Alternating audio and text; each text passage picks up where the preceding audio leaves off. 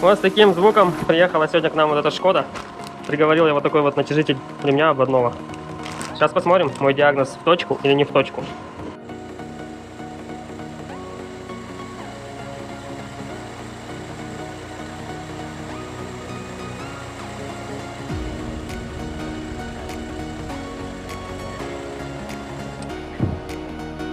Теперь я могу сделать вот так вот. Пау, пау, пау, пау.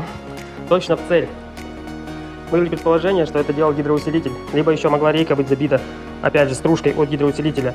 И эта проблема могла бы вылиться более серьезной для клиента и более накладно по деньгам и так далее. А так, вот, иной оказался вот этот вот красавчик. Ну, теперь вот эту морду собираем на место. Вот так вот ее пришлось выдвинуть, чтобы добраться до натяжителя. И все. И огонь. Короче, вот морда уже на базе. Делаем контрольную проверку. Вот она, пожалуйста. Влево, вправо, куда угодно. И можно спокойно выезжать. Все четко.